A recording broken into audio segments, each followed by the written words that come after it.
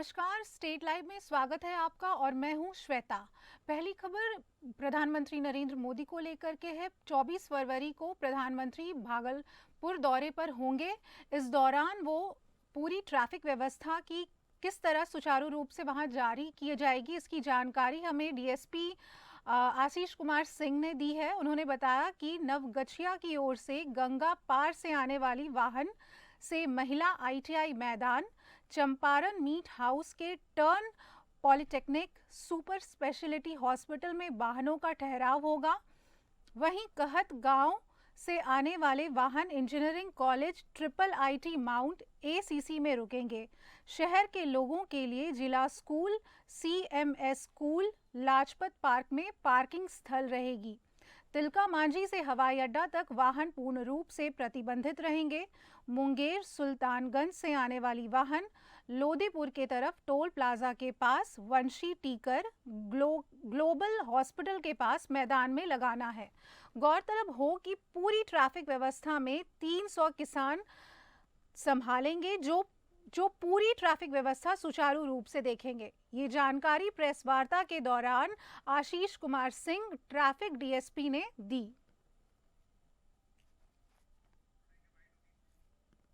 Programme है उसके लिए, जो ट्रैफिक के लिए या वाहन पार्किंग की व्यवस्था वो इस प्रकार है कि जो भी गंगा पार से विक्रमशिला पुल पास करके जो भी लोग आएंगे, वाहनें आएंगी, उनके लिए पार्किंग व्यवस्था चंपारण मीट से दाहिने वो सुपर स्पेशलिटी हॉस्पिटल और पॉलिटेक्निक कॉलेज और बुनकर भवन, इस 3 जगह पे पार्किंग है।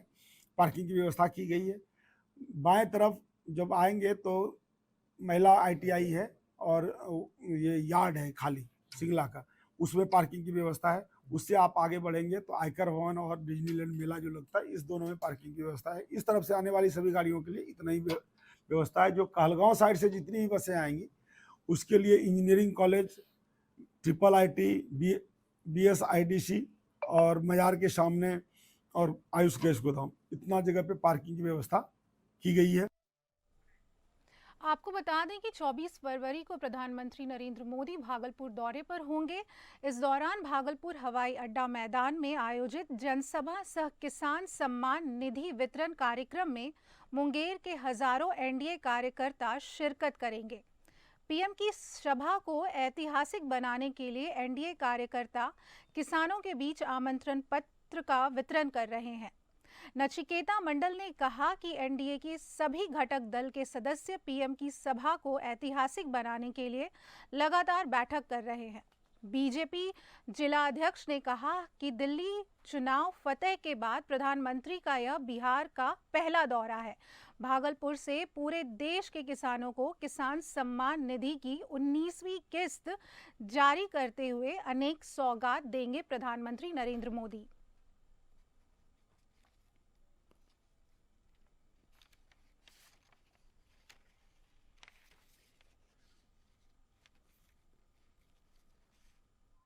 हवाई अड्डा मैदान भागलपुर में माननीय प्रधानमंत्री श्री नरेंद्र मोदी जी, बिहार के मुख्यमंत्री आदरणीय श्री नीतीश कुमार जी, केंद्रीय मंत्री और हमारे लोकप्रिय सांसद ललन बाबू, चिराग पासवान जी, केंद्रीय मंत्री जीतन राम मांझी जी एक संयुक्त आम सभा को संबोधित करने जा रहे हैं। उस आम सभा में मुंगेर से लोग बढ़ चढ़ करके कार्यकर्ता, एनडीए के कार्यकर्ता एक साथ चट्टानी एकता के साथ मिलजुल करके हजारों हजार की संख्या में पहुंचने जा रहे हैं। यह एक ऐतिहासिक पल होने वाला है बिहार के लिए। आने वाले चुनाव को देखते हुए एनडीए की यह एकता निर्धारित करेगी कि आने वाले विधानसभा चुनाव के अंदर विपक्ष का सुपड़ा साफ होगा और एक बार पुनः नीतीश कुमार जी के नेतृत्व में एनडीए पूरी मजबूती के साथ 225 के आंकड़े को पार करते हुए ऐतिहासिक बहुमत को हासिल करेगी। अगली खबर भी बिहार से है, जहां मुख्यमंत्री नीतीश कुमार के करीबी मंत्री विजय कुमार चौधरी ने संकेत दिया है कि बिहार में चुनाव किसी भी वक्त हो सकता है और इसके लिए एनडीए के सभी घटक दल चुनाव के लिए पूरी तरह से तैयार हैं। उन्होंने कहा है कि एनडीए पूरी तरह से एकजुट है और मुख्यमंत्री नीतीश कुमार के नेतृत्व में चुनाव लड़ने के लिए एनडीए के सभी घटक दल पूरी तरह तैयार हैं। परंतु ये सब चुनाव आयोग पर निर्भर है। विजय कुमार चौधरी के इस बयान के बाद सरगर्मियां तेज हो गई हैं। वहीं बीजेपी की भी प्रतिक्रिया आई है। पार्टी के प्रदेश प्रवक्ता अरविंद कुमार सिंह ने विजय कुमार चौधरी के बयानों का समर्थन करते हुए कहा कि एनडीए चुनाव के लिए हमेशा तैयार है और एकजुट है। एनडीए के सभी पांचों दल विपक्ष को चुनाव में शिकस्त देने के लिए पूरी तरह से तैयार हैं। वहीं बीजेपी ने दावा किया है कि आगामी विधानसभा चुनाव में एनडीए की ही जीत होगी और मुख्यमंत्री नीतीश कुमार के नेतृत्व में ही चुनाव लड़ा जाएगा। वहीं आरजेडी नेता और नेता प्रतिपक्ष तेजस्वी यादव ने पलटवार करते हुए कहा है कि चुनाव आयोग बीजेपी के इशारे पर काम कर रही है। रजत भी चुनाव के लिए पूरी तरह तैयार है।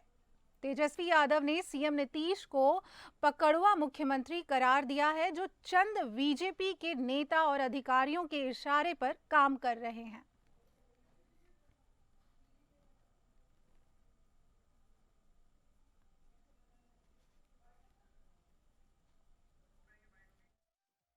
अंत का क्या बात है? चुनाव कब होना है सबको पता है। लोग आते रहे हैं, फिर आएंगे। प्रधानमंत्री के द्वारा प्रधानमंत्री तो पीछे भी आए थे। ट्रेन सेट होने की संभावना है क्या सर भागलपुर से?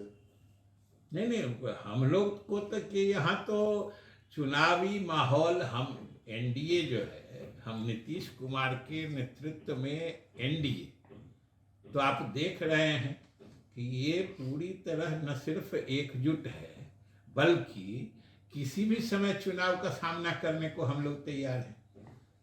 अब ये सब तो तकनीकी बातें हैं, चुनाव आयोग फैसला लेगा। वरना बिहार में एनडीए की सभी पार्टियां नीतीश कुमार के नेतृत्व में किसी भी समय तैयार है। अगली खबर भी बिहार से है, जहां बीजेपी ने शहर के दिगंबर जैन भवन में बजट 2025-26 पर चर्चा का आयोजन किया। आयोजित कार्यक्रम का अल्पसंख्यक कल्याण मंत्री सह जिला के प्रभारी मंत्री जामा खान सहित अन्य नेताओं ने दीप प्रज्वलित कर उद्घाटन किया। इस दौरान उन्होंने बजट में बिहार के लिए किए गए विशेष प्रावधानों एवं लाभ पर विस्तृत पूर्वक चर्चा किया। बजट को बिहार के लिए ऐतिहासिक बताते हुए केंद्र सरकार का आभार भी जताया। वहीं जमा खान ने पूर्णिया सांसद पप्पू यादव पर जोरदार निशाना साधा है।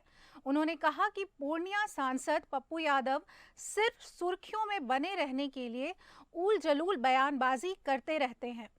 गौरतलब हो कि पप्पू यादव ने पूर्णिया में मखाना बोर्ड मुख्यालय के गठन की मांग को लेकर सांकेतिक तरीके से 24 फरवरी को पूर्णिया और कटिहार बंद का ऐलान किया है, जिस पर प्रतिक्रिया देते हुए जमा खान ने कहा कि आज बिहार में जितना काम हुआ है उसे विपक्ष के लोग परेशान हैं। उन्होंने कहा कि पप्पू यादव को बताना चाहिए कि उन्होंने आज तक कौन सा ऐसा कार्य किया है। उन्होंने कहा कि पप्पू यादव जैसे लोगों की दुकान बंद हो चुकी है क्योंकि हम लोग विकास कर रहे हैं।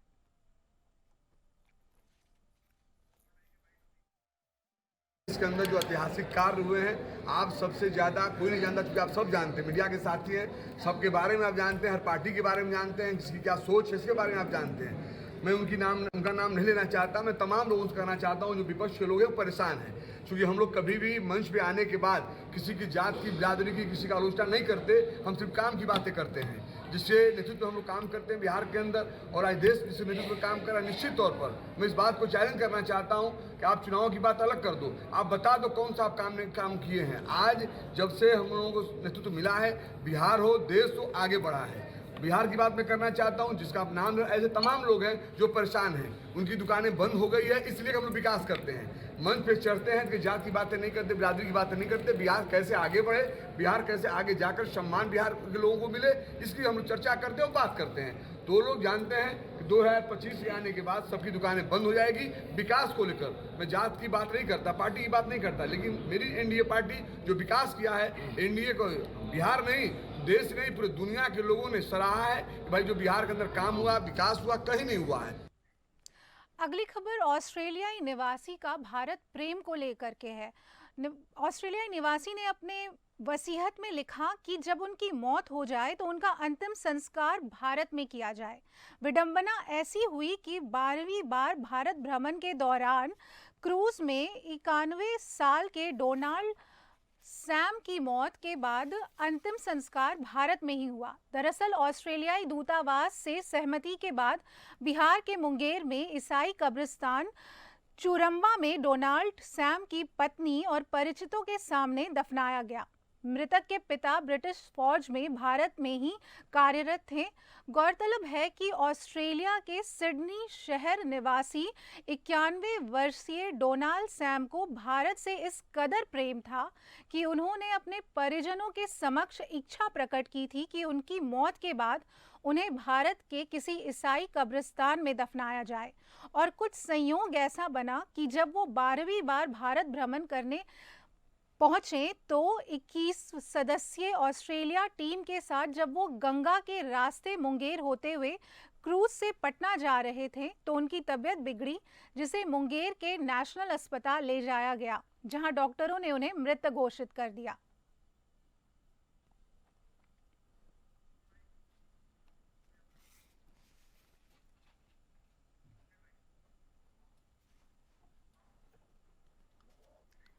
अगली खबर भागलपुर बिहार से है, जहां बाबा बूढ़ानाथ भक्त मंडल ने गौशाला प्रांगण से भव्य 11वां निशान शोभा यात्रा निकाला गया, जो बूढ़ानाथ मंदिर परिसर में जाकर समाप्त हुआ। सबसे पहले महादेव की भव्य आरती शिव भक्तों ने की। इस भव्य निशान शोभा यात्रा में पूरे शहर के युवा, वृद्ध, बच्चे, महिलाओं ने जमकर हिस्सा लिया। लोगों में पीले परिधान और कंधों पर निशान देखते ही बन रहे थे। सभी भक्तजनों ने इस साल की पहली फागुन की होली खेली। सभी ने एक दूसरे को बाबा महादेव के नाम अबीर गुलाल लगाया। जितने भी शिव भक्त अपने कंधों पर निशान लेकर गुजर रहे थे, उन पर फूलों की बरसात की जा रही थी। साथ ही रंग, गुलाल, ढोल, नगाड़ों के धुनों पर शिव भक्त थिरकते नजर आ रहे थे।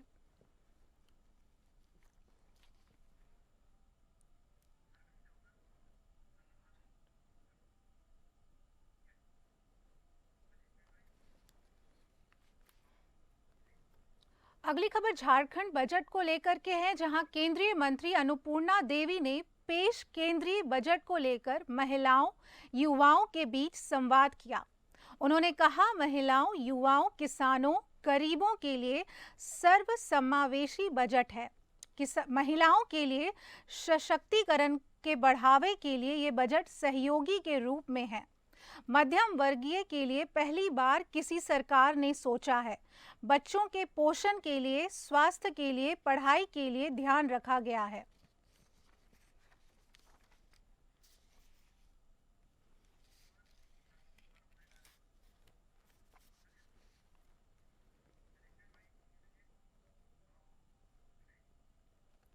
अगली खबर भी झारखंड के बोकारो से है, जहां बोकारो की डिप्टी कमिश्नर विजया जाधव के सरकारी आवास में हुई लाखों की चोरी के सिलसिले में पुलिस ने उन्हीं के आवास में काम करने वाली संविदा पर नियुक्त एक महिला को गिरफ्तार कर लिया है।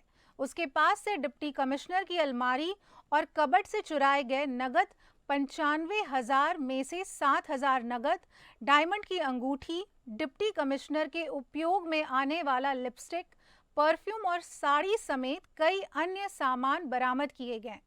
बोकारो की डिप्टी कमिश्नर के घर से गायब डायमंड और सोने का नेकलेस तथा कुछ अन्य सामानों का अभी तक पता नहीं चला है।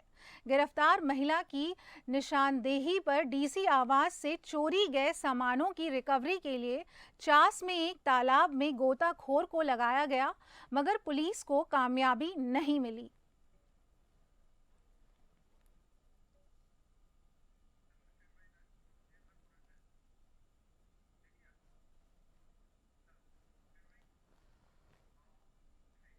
अगली खबर देवघर में है, जहां विगत 13 फरवरी को मधुपुर में हुए एक शिक्षक की हत्या के बाद राज्य सरकार और जिला प्रशासन लगातार सवाल उठ रहे हैं। घटना की गंभीरता को देखते हुए देवघर पुलिस के द्वारा घटना के कुछ दिन बाद ही सभी अपराधियों की गिरफ्तारी की गई, लेकिन पुलिस की कार्रवाई से स्थानीय लोग और मृतक के परिजन संतुष्ट नहीं है। इसीलिए पूरे घटना को लेकर सीबीआई जांच की मांग कर रहे हैं।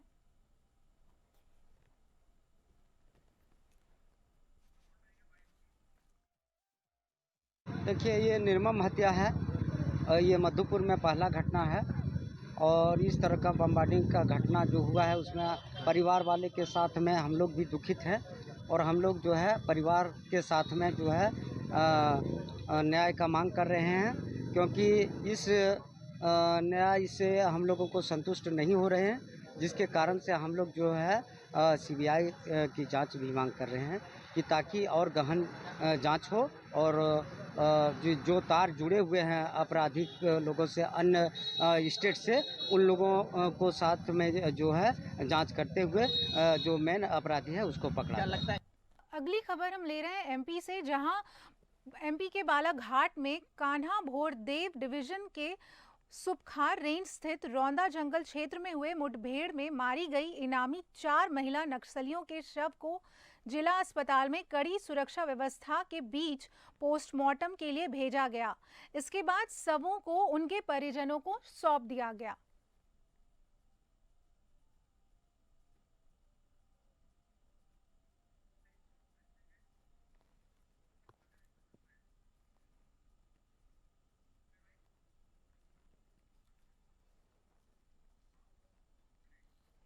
अगली खबर ग्वालियर से है, जहां पे मुख्यमंत्री तीर्थ दर्शन योजना के अंतर्गत आज ग्वालियर शहर के 300 वरिष्ठ नागरिकों को लेकर स्पेशल ट्रेन लेकर रवाना हुई। सभी वरिष्ठ तीर्थयात्री सुबह से ही स्टेशन पर आने का सिलसिला जारी था।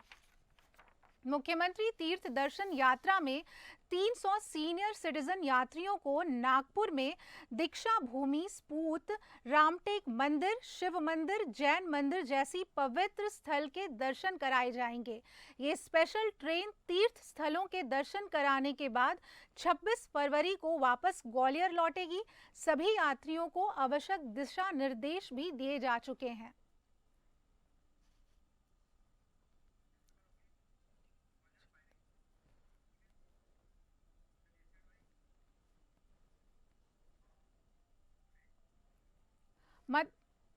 मध्य प्रदेश के ग्वालियर में विवाद के चलते एक युवक पर फायरिंग करने का मामला सामने आ रहा है।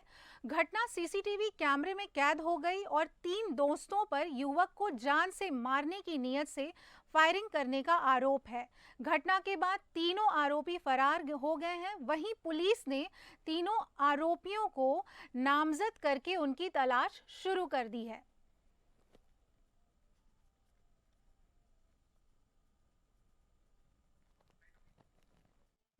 हजीरा थाने पर फरियादी प्रिंस शर्मा द्वारा रिपोर्ट दर्ज कराई गई है कि वो बिरला नगर गली नंबर 1 में जो है उसके साथियों के साथ बैठ के आया और किसी बात पर इनका विवाद हुआ।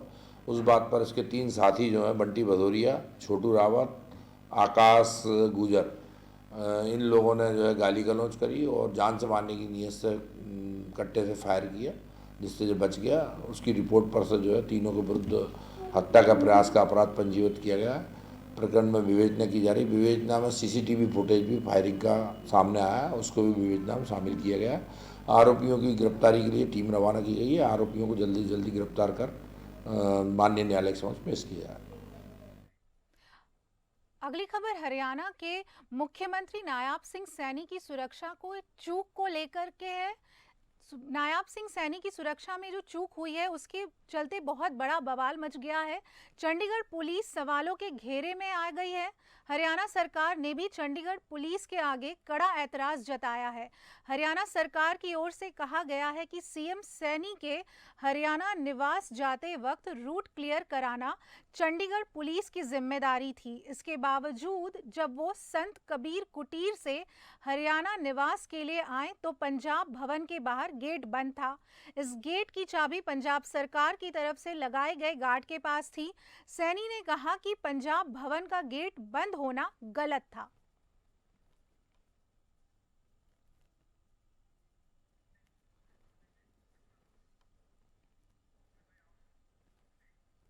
अगली खबर जम्मू कश्मीर से है, जहां जम्मू कश्मीर में शनिवार को एक बड़ा हादसा हो गया।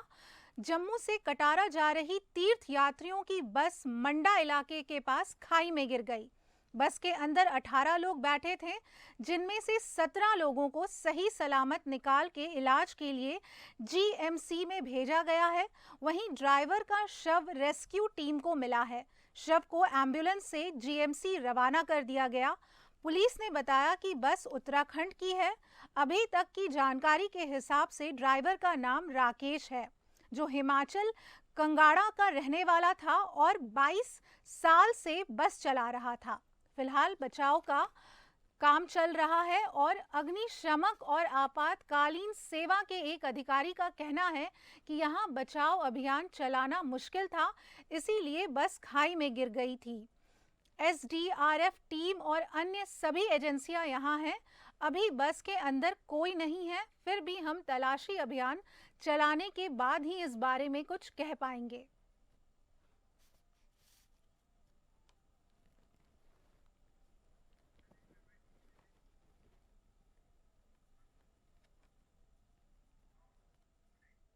अगली खबर प्रयागराज यूपी के महाकुंभ से है, जहां महाशिवरात्रि से पहले प्रयागराज महाकुंभ में श्रद्धालुओं का जनसैलाब उमड़ पड़ा है।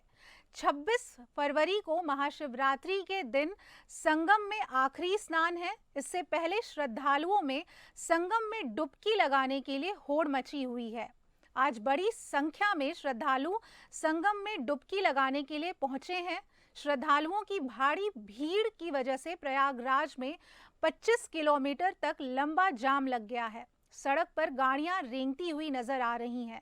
जाम की वजह से सबसे ज्यादा बुजुर्ग, बच्चों और महिलाओं को परेशानी का सामना करना पड़ रहा है।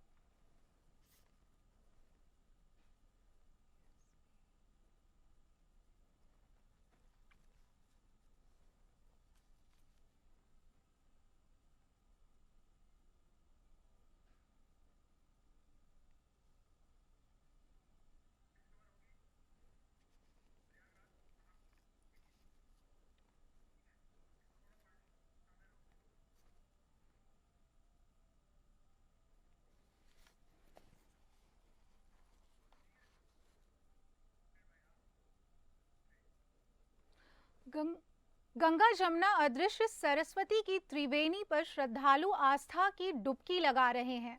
महाकुंभ का अंतिम मुख्य स्नान पर्व महाशिवरात्रि नजदीक है और भारी संख्या में देश दुनिया से भक्त आस्था की डुबकी लगाने के लिए धर्म नगरी प्रयागराज पहुंच रहे हैं। हमारे संवाददाता राम किशन पटेल ने श्रद्धालुओं से की खास बातचीत। भव्य प्रयागराज महाकुंभ में देश के कोने कोने से श्रद्धालु आकर आस्था की डुबकी लगा रहे। अब तो लोग 61 करोड़ के लगभग श्रद्धालुओं ने आस्था की डुबकी लगाई है। हम अपने कैमरामैन से कहने की जरा भीड़ दिखाया जाए, जी किस तरह से भीड़ आ रही है चारों तरफ से, जिन्होंने डुबकी लगाई और आस्था की डुबकी लगाने के बाद वो अपने वो वापस अपने जा रहे हैं। और यही कुछ हमारे श्रद्धालु उनसे बात करते हैं कि ये जो संगम स्नान किया उनको कैसा लग रहा है जी। क्या आइए हमारे साथ कुछ लोग हैं, उनसे बात करते हैं कि महाकुंभ स्नान करने के बाद उनको कैसे, कहाँ से आए और कैसा उनको लग रहा है जी। क्या है, कहाँ से आए आप? मैं जम्मू से आया हूँ, सांबा डिस्ट्रिक्ट से। और कुंभ में मेरा बड़े देर से पहले का प्लान था जाने के लिए, बट कुछ मेरा टाइम मैनेज नहीं हो रहा था और मेरे को मौका मिला। लास्ट के कुछ दिन बचे थे, फिर भी मैं टाइम निकाल के कुंभ में आया और मुझे बहुत ही अच्छा लगा। और मैंने संगम में स्नान किया और त्रिवेणी में भी किया और हनुमान मंदिर के दर्शन करके अभी आ रहा हूँ और मैं बड़ा खुश हूँ। और मैं अपने सभी जो भी जहाँ आना चाहते हैं उनको ये बोलना चाहूँगा कि भाई अभी भी 2 दिन बचे हैं, अपना टाइम निकालो और जहाँ पे संगम में डुबकी लगाओ। महाकुंभ में इतना भीड़ है लेकिन एक भी पैसे का दिक्कत नहीं हो रहा। हम लोग कर्नाटक से आए 1500 किलोमीटर से और ट्रेन में धक्के खाते हुए आए, लेकिन यहाँ गंगा में नहाने के बाद ऐसे लग रहा है सब उड़ गया, हमारा जो भी थकावट था खत्म हो चुका है। अभी यहाँ के प्रशासन की आपकी कैसे, मतलब 101% प्रशासन, 101%। हाँ, मोदी और योगी ने जो भी किया है वो बहुत बेहतरीन काम किया है। हर हर गंगे। अरे हमारे पास एक छोटी सी बच्ची है, उससे हम बात करते हैं। उन्होंने महाकुंभ स्नान किया, 144 साल बाद उन्होंने स्नान किया। देखिए बेटा, आपने गंगा स्नान किया, स्नान किया, कैसा लग रहा है जी का? बहुत अच्छा। अच्छा, मम्मी पापा के साथ आए हैं स्नान करने के, कितनी दूर पैदल चल के आए हो? 12 किलोमीटर चल के 12। फिर भी आपको अच्छा लगा जी का? हाँ। अच्छा अच्छा, अब कैसा लग रहा है जी का? अच्छा, फिर भी आएंगे अपने स्नान करने? हाँ, बहुत बार आएंगे। इसके पहले कभी आपने महाकुंभ स्नान किया था? नहीं किया था। अच्छा, कभी नहीं। अभी बहुत बढ़िया, अच्छी व्यवस्था भी अच्छी है। हम अभी 7 दिन से यहाँ पर रुके। अच्छा अच्छा, बहुत बड़ी व्यवस्था है। अच्छा अच्छा। कुछ दिक्कत नहीं। कितनी दूर पैदल चल के आप आई हैं? अब तो कुछ नहीं, 2-3 किलोमीटर। अच्छा, बस फिर सब भी गाड़ी बीड़ी की आपने सबकी व्यवस्था। महाकुंभ स्नान कर लिया जी का? रोज का कर रहे हैं हम, उधर भी करा, इधर भी करा, संगम में भी करा। आप कहाँ से आए जी? देवरिया से। कैसा लग रहा है यहाँ के महाकुंभ स्नान करने के बाद? बहुत अच्छा लग रहा है। अच्छा अच्छा, यहाँ आने के बाद बहुत सुकून मिल रहा है, अच्छा लग रहा है देखने में। चलिए, लगातार हम लोग बात करते रहे श्रद्धालुओं से, उन्होंने सबको लगे कि बहुत ही अच्छा लग रहा है और प्रधानमंत्री मुख्यमंत्री को धन्यवाद दे जिस तरह से महाकुंभ किया गया है। Ramkishan Patel, APN news, Prayagraj. अगली खबर महोबा यूपी से आ रही है, जहां महासंगम से लौट रहे श्रद्धालुओं की ट्रेन से गिरकर मौके पर ही मौत हो गई। घटना झांसी मानिकपुर रेलवे ट्रैक स्थित किड़ाड़ी रेलवे क्रॉसिंग के पास की है। युवक का पहचान लेखराम निवासी के रूप में किया गया है। युवक किड़ाड़ी का रहने वाला था। युवक महासंगम से अमृत स्नान करके बुलेंदखंड महा एक्सप्रेस से घर जा रहा था, लेकिन किड़ाड़ी रेलवे क्रॉसिंग पर युवक को ट्रेन से गिरने के कारण युवक की मौके पर ही मौत हो गई। युवक से शव मिलने पर इलाके में हड़कंप मच गया। सूचना मिलने पर पुलिस घटनास्थल पर पहुंची। पुलिस ने मृतक के परिजनों को घटना की जानकारी दी। पुलिस ने युवक के शव को पोस्टमार्टम के लिए जिला अस्पताल भेजा। पुलिस मामले की जांच पड़ताल कर रही है।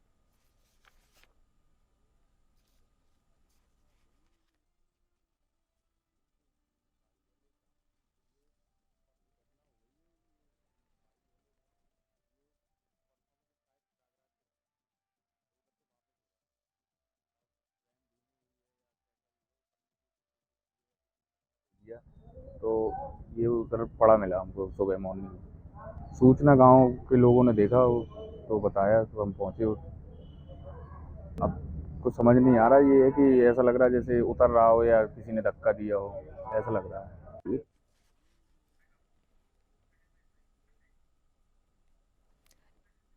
इस बुलेटिन में इतना ही। देश और दुनिया की बाकी खबरों के लिए बने रहिए आप हमारे साथ।